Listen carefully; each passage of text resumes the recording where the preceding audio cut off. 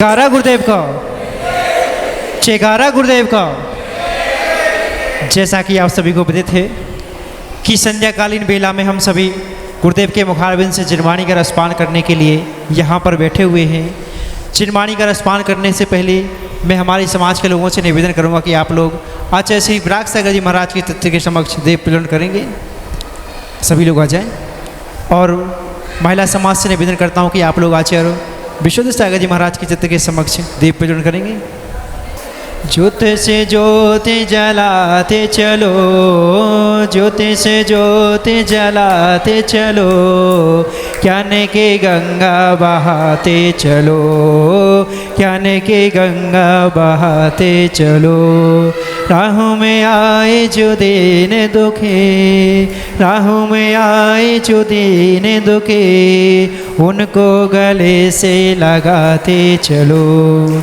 शिवरी आचार्य गुरुदेव एक स्वार श्री विराग सागर जी महामुनि राज की, आचार्य गुरुदेव एक स्वार श्री विशुद्ध सागर जी महामुनि राज की, समस्त मुनि संघ की। आज के धर्म सभा को प्रारंभ करने से पहले मैं श्रीमान पन्नालाल जी छाबड़ा से निवेदन करूँगा कि वो आएं और आज का मंगलाचरण करके आज की धर्म सभा का प्रारंभ करें। श्रीमान पन्नालाल जी। पूज्य मुनि श्री अर्जित सागर जी महाराज की जय। सुलभ श्री 105 समय योग सागर जी महाराज की जय। समस्त मुनि संघ की। मानव जीवन अनमोल रे, इसे मिट्टी में मत घोल रे। अभी जो मिला है फिर न मिलेगा, कभी नहीं कभी नहीं कभी नहीं। तू मंदिर में जाया कर, वीर प्रभु को गाया कर। सांझ सवेरे बैठ प्रभु जी का ध्यान लगाया कर। क्या बिगड़े तेरा बोल रे, इस मिट्टी में मत घोल रे। अभी जो मिला है फिर न मिलेगा, कभी नहीं कभी नहीं कभी नहीं। बहुत बहुत धन्यवाद। देखिए, हम सभी चाहते हैं कि गुरुदेव को लंबे समय तक सुने। समय अपना हो रहा है और पूज्य गुरुदेव से निवेदन करते हैं, अपन लेट हो जाते हैं और अपना कार्यक्रम चलता है। इस कारण से पूज्य गुरुदेव से निवेदन करते हैं कि हे गुरुदेव, आप अपने मुखारबिंद से अमृतमयी वाणी का रसपान कर हम सभी लोगों को कृतार्थ कीजिए। नमोस्तु गुरुदेव, नमोस्तु गुरुदेव। नमः सिद्धेभ्यः।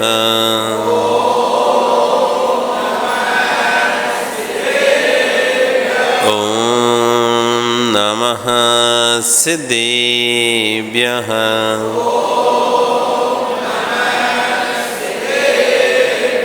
ॐ नमः सिद्धेभ्यः।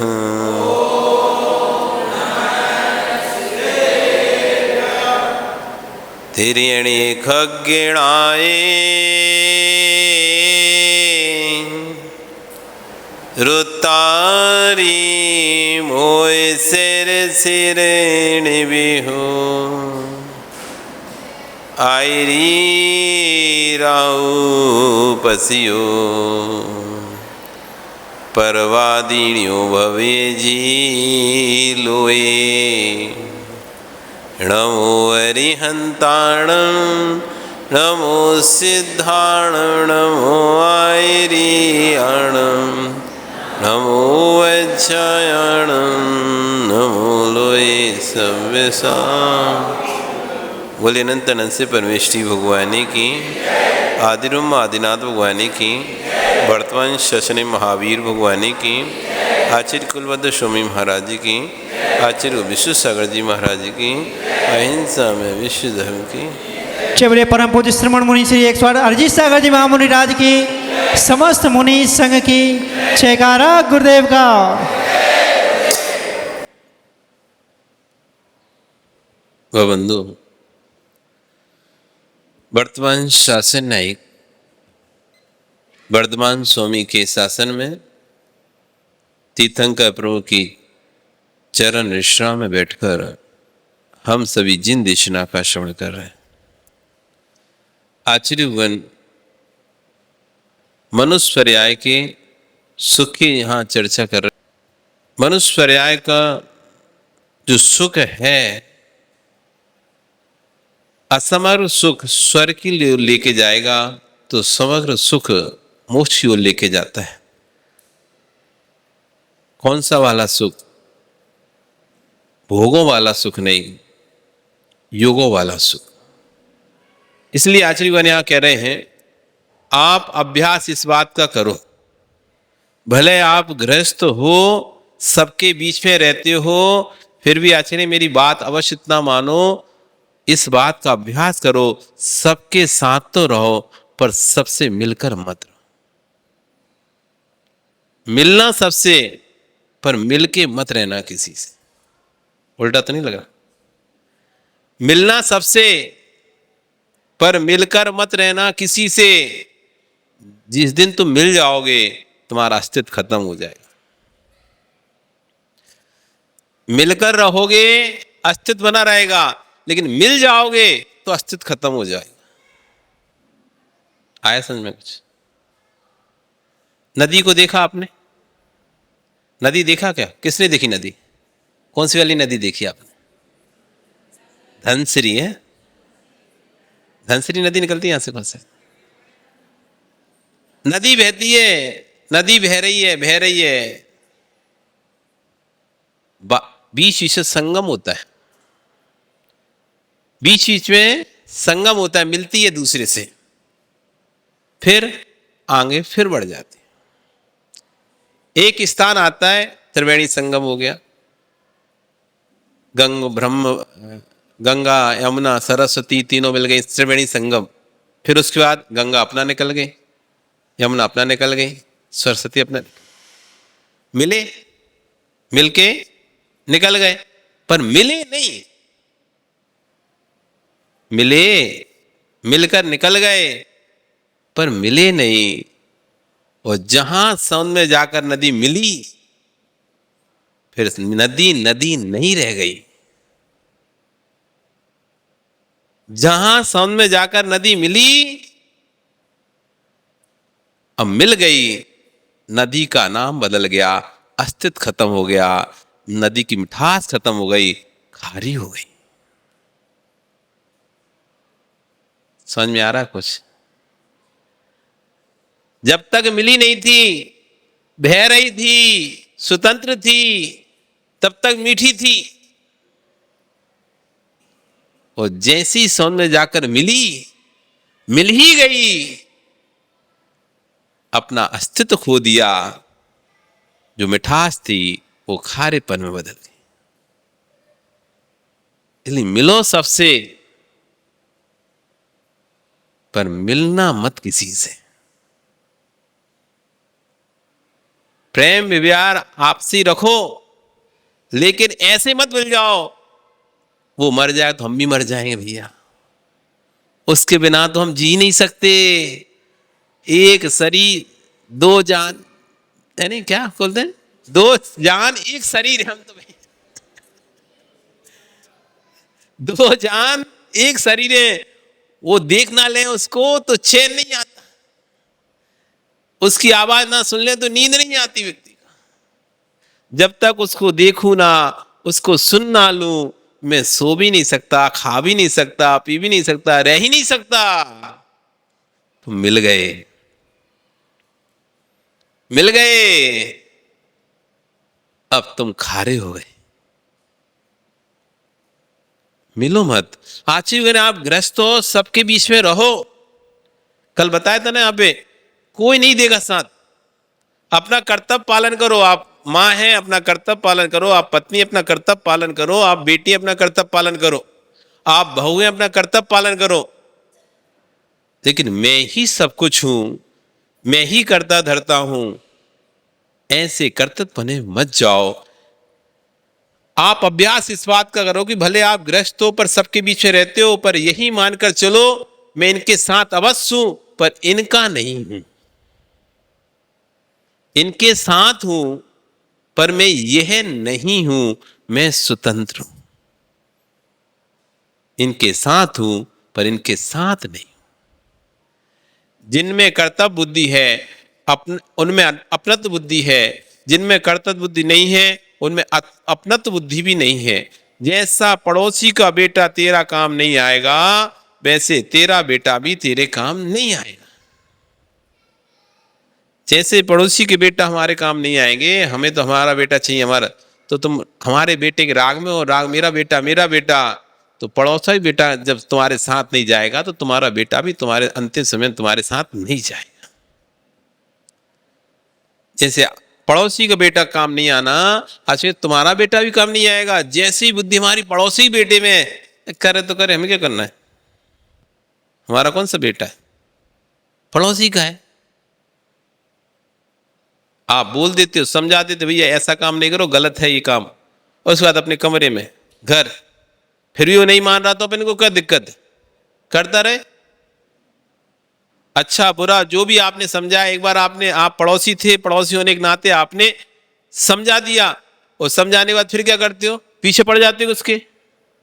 नहीं, आपने एक फर्ज निभाया, आपने पड़ोसी थे इसलिए आपने एक फर्ज निभा दिया, और अपने उसके बाद भी वो जाने उसका स्वतंत्र फैमिली, उनका स्वतंत्र घर है, उनका स्वतंत्र रहन सहन, अपन क्या कर सकते हैं? पर अपने बेटे के पीछे पड़ जाएंगे? नहीं, करना ही पड़ेगा करने।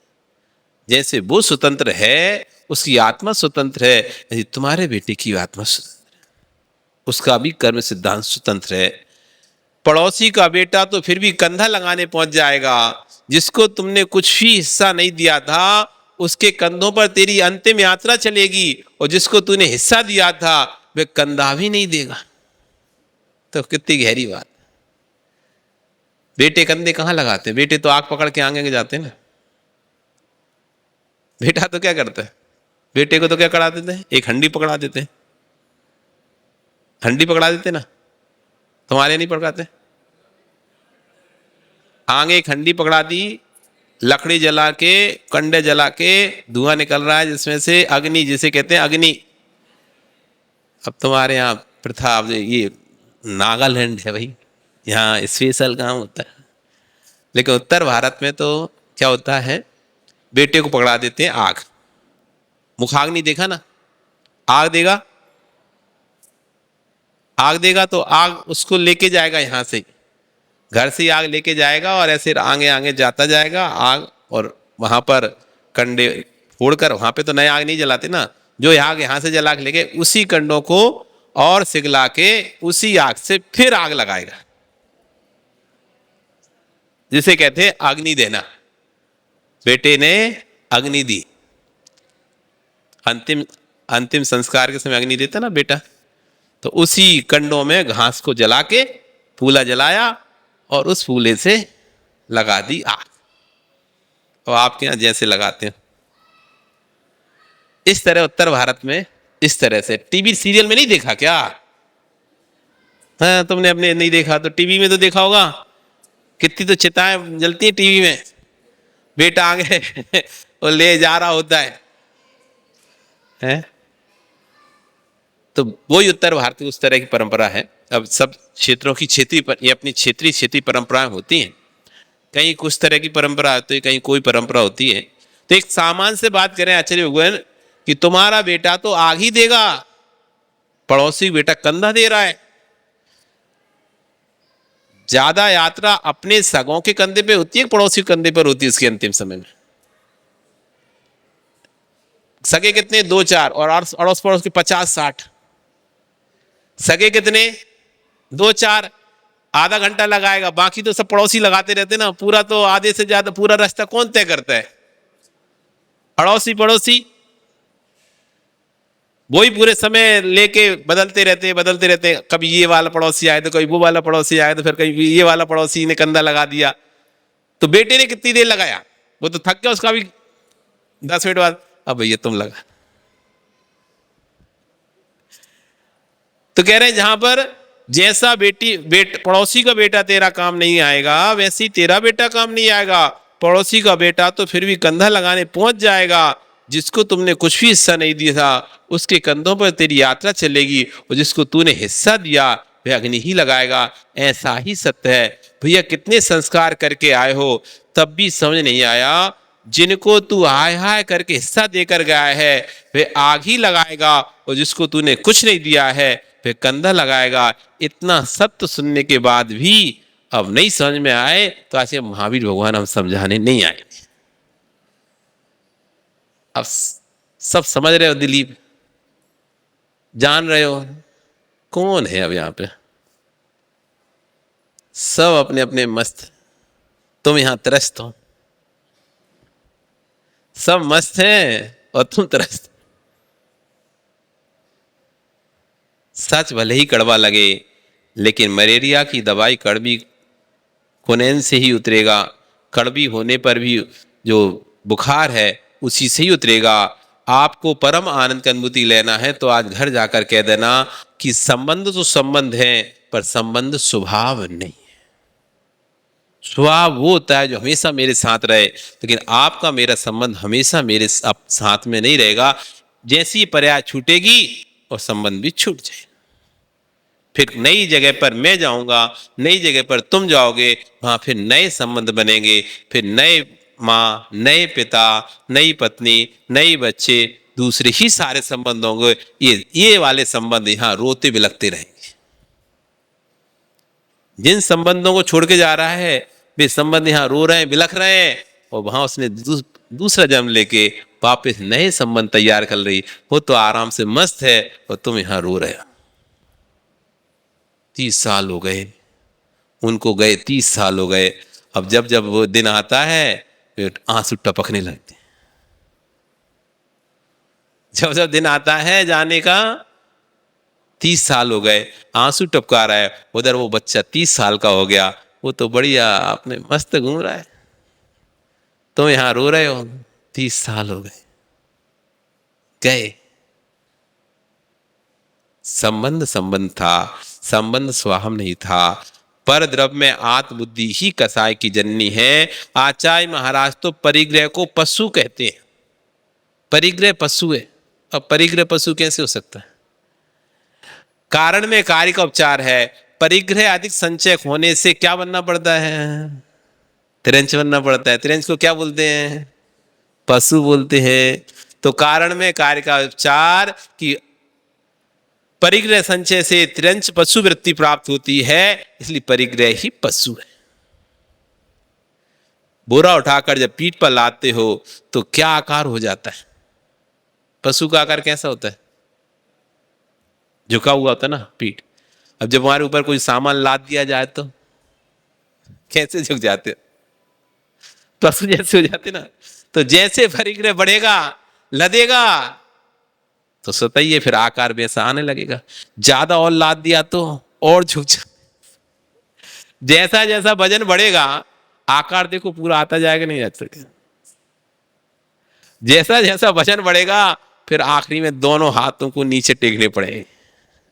अब 2 पैर 2 हाथ बन गए 4 पैर वाले, बस ले जाओ। अभी तो तुम मजाक में बनते हो नाती को पोता को बिठालने के लिए।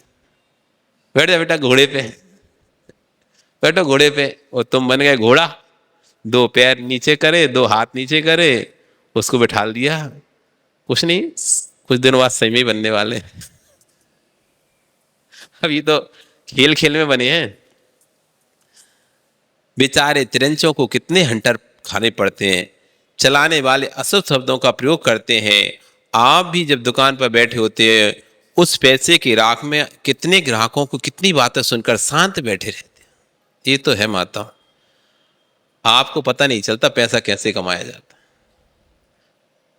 पैसा कैसे कमाया जाता है इन विचारों से पूछो। दुकान पर बैठ के कैसी कैसी कितने कितने लोगों की सुन जाते हैं। तुम पे भले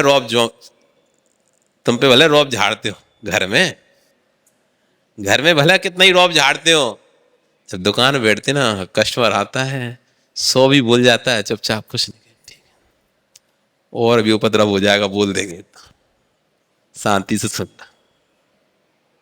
इतनी सुना जाता है, खरी खोटी सुना जाता है। कभी कभी वो भी सुननी पड़ती नहीं सुननी पड़ती। क्यों जीत? ऐसी पैसा थोड़ी ना कमा लिया जाता है, सबकी सुननी पड़ती। कितनी बार आकर ग्राहक सुना के जाता है तब ये शांत बैठा रहता है। ऐसा क्यों? घर में एक छोटी सी कुछ बात बोल दो तो भुनभुना जाता है। घर में तुम कुछ बोल दो अभी भुनभुना जाएंगे, लेकिन दुकान पे ग्राहक इतना कुछ कह गया तब भी शांति से सुन लिया, परिग्रह के पीछे। किसके पीछे? परिग्रह के पीछे। पिता कुछ बोल दे तो अभी भन-भना जाएगा कि अलग कर दो मुझे, नहीं रहना। बे तेरे कौन लगते थे जिनकी दुनिया की बातें सुनकर तू शांत बैठा रहा था? दुकान पर ग्राहक की बात है तो कह रहे हैं आचार्य भगवान, पिता कुछ बोल दे, अभी माँ कुछ बोल दे तो भन-भना जाता है, मुझे नहीं रहना घर में। वो भी तेरे कौन लग रहे थे जिनकी बातें सुनकर तुम शांत बैठे हुए थे दुकान पर? कुछ कह देंगे तो कल व्यापार नहीं चलेगा, ये सोचकर शांत बैठे थे। जो सर्विस करते होंगे वे उनसे पूछ लो, उनके अधिकारी उनसे कितनी कितनी कैसी कैसी बातें सुना देते। बड़े अच्छी शब्द बोलते, जॉब लग गई। जॉब नहीं लग गई, नौकर बना है, नौकर बेटा तुम्हारा। महाराज जी जॉब लग गई, उससे पूछो जॉब लगी है। उसका अधिकारी कैसे कैसे गालियां देता है फोन पे। टारगेट पूरा ना हो, काम पूरा ना हो, लेट हो जाए, रातों की नींद और दिन का चैन छीन लेता है। जो फोनों पे आपको बोल भी नहीं सकता, वो बॉस है। अब वो भी क्या करे, उसे भी ऊपर से गाली पड़ उसे ऊपर से गाली पड़ती है तो वो नीचे फॉरवर्ड गाली करता है। बहुत सर्विस वाले कोई ज्यादा आपको लगता है कि स्वतंत्र है, देखो इन्हें कुछ नहीं करना, ना सामान लाना खरीदना ना बेचना, कुछ नहीं, बस अपने महीने पे देखो आ जाती है। देखो महीने पे जो आती है ना, वो एक महीना उनका कैसा निकलता है वो आप सोच भी नहीं सकोगे। काम करते रहते हैं तो नहीं सुनते, और जहां थोड़ा बहुत काम में ढील करी उन्होंने या ज्यादा प्रेशर पड़ा तो ऐसी ऐसी स्थिति हो जाती, कभी कभी तो लोग सुसाइड भी कर लेते हैं काम के प्रेशर में। इतना काम लगी, जॉब हुआ साल भर नहीं था, जॉब लगी साल भर नहीं रही, शादी हो गई। अब शादी हो गई तो पत्नी भी कमा रही, पति, दोनों ने सोचा चलो अपन तो कमा ही रहे, 1 लाख महीने के तुम कमाते, 1 लाख महीने के हम कमाते हैं। मकान खरीदे, फ्लैट, अब फ्लैट खरीदिया 90 लाख का, 100 लाख का। अब उसकी किस्ती भर, खरीद तो लिया, अब किस्ती आ रही है 40,000 रुपये महीना। 40 तू दे दे, 40-80,000 रुपये किस्ती भर रहे। अब 24 घंटे डर लग रहता है कहीं नौकरी ना छूट जाए, नहीं तो फ्लैट भी गया और काम भी गया। और फ्लैट की किस्त कितने की? 20 साल की है। 20 साल तक गधों जैसे लगे हैं इस डर के मारे कि जिस दिन नौकरी छूट जाएगी पैसा कहां से भरेंगे, क्योंकि उस किस्ती का एक ही तो सहारा है, जॉब। 1 लाख कमाते थे, 40 में दे देंगे, बस यही तो था, 60,000। अब जब नौकरी छूट जाएगी 40 भी कहां से लाए, और नहीं लाए तो जितना दिया था वो भी गया और मकान भी गया। अब 40 से 20 तो ब्याज भर रहे हैं, 20 मुद्दल निकल गई। कैसा लगता है? कभी देखो आप, बड़ी हंसी आती है। बेचारे गधों जैसे काम में लगे हैं, आपको लग रहा है उनका पैकेज 12 लाख का है, 25 लाख का है। फिर उनसे पूछो 25 से बच कितने रहे? ऊपर से एक कार और ले ली, वो भी अच्छी चाहिए थी कार, 25-30 लाख की कार ले ली। कार का लोन और चल रहा है, अभी तो मकान का चल रहा था, अब कार का भी चलने लगा। डबल लोन, लोन पर लोन, फिर ऊपर से ब्याज दुनिया भर का, फिर घर के खर्चे अलग। अब लगे काम, एक दिन भी छुट्टी नहीं ले पा रहा है, एक दिन भी कुछ नहीं कर पा रहा है, क्योंकि अब बीच में चले गए घूमने के लिए विदेश, 100 लाख 2 लाख 5 लाख रुपए भामट आया। हाँ, अब सर्विस वाले हैं तो छुट्टी पड़ी, 10 दिन की छुट्टी पड़ गई भैया, दुर्गा पूजा की छुट्टी पड़ गई, चलो कहाँ चले? थाईलैंड चलते हैं, मलेशिया चलते हैं, दुबई चलते हैं, घूमे आओ, पैसा तो दे है ही। सो पैसा था, 5 लाख रुपया, 10 लाख रुपए बिटा है। अब बाद में फिर लग जाओ गधों जैसे। फिर अब जॉब, सुबह से उठते हैं 9 बजे से रात को 10 बजे तक ले कंप्यूटर पे बैठे, छुट्टी नहीं, कोई शादी नहीं, कोई ब्याह नहीं, कहीं रिश्तेदारी, कहीं नहीं जाना, छुट्टी नहीं। जितनी छुट्टी थी ले ली घूमने में, खत्म। क्या जीवन है? सुंदर शब्दों का उपयोग भले कर लिया आपने, जॉब लगी है, जॉब नहीं है, वो नौकर है, नौकर है, नौकर। तब लगता है किंकर से कुकर भला। कम से कम श्वान 2 रोटी खाता, मस्ती घूमता है जहां घूमना है, लेकिन किंकर सेवक बन गए किसी के, आपकी आजादी ही खत्म हो गई। ऊपर का स्वामी जब तक आपको परमिशन नहीं देगा, जब तक छुट्टी नहीं देगा, आप कहीं नहीं जा सकते। जो सर्विस करते होंगे उनसे और पूछ लो, अधिकारी बार कितनी बार सुननी पड़ती है, पता नहीं होता कि वे कौन सी वंश का है, कौन सी जाति का है। तुम स्वर्ण वंश के जैन कुल के होकर शूद्रों की गालियां सुनते हैं। ऊपर बैठा हुआ अधिकारी, उसकी जाति ऐसी है कि जिसका तुम पानी ना पियो, उसकी बातें सुनना पड़ रही है। सुनना पड़ती नहीं सुनना पड़ती, सुनना पड़ती नहीं सुनना पड़ती। ऊंची पोस्ट पे, क्योंकि ऊंची पोस्ट तो भैया रिजर्व सीट है, वहां भी पहुंच रहे हैं, और तुम छोटी वाली सीटों पे। कैसे कैसे लोग बैठे हैं।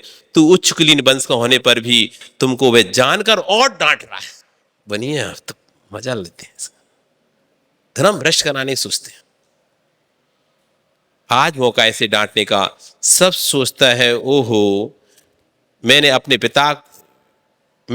पिता की आंख को ही नहीं देखा, मां की डांट को ही नहीं झेला, आज मुझे कौन कौन डांट रहा है। तब आता है कि पिता ने तो क्या ही डांटा था, अब समझ में आई डांट क्या होती है। मां ने तो क्या ही टोका था, अब समझ आई टोक क्या होती है। तत्वज्ञानी उसी दिन सब कुछ छोड़कर भाग जाएगा कि छोड़ो ये सब व्यर्थ का काम, धन कमाने के राग में पशु बन गया। जैसे पशु को डांटते हैं, मारते हैं, पीटते हैं, देखा नहीं ना। जो आता है वही एक डंडा मार के चला जाता है। छोट छांटो ऊपर नीचे से, कितनी जगह से आपको समझौते करने पड़ते हैं। कितना ही यज्ञ कर लो उसका फल न्यून है। जिसने परिग्रह रूपी पशु को छोड़ दिया है वही महायज्ञ का फल प्राप्त करता है। जब तक परिग्रह है तब तक किसी भी यज्ञ का फल, किसी भी हवन का फल नहीं मिलता है। जिसने परिग्रह रूपी पशु को छोड़ दिया है वही महायज्ञ का फल प्राप्त करता है। आपका कल फिर आओगे, पर आ रही तो फिर चर्चा करेंगे। बोली भगवान महावीर स्वामी की। हम क्या करें।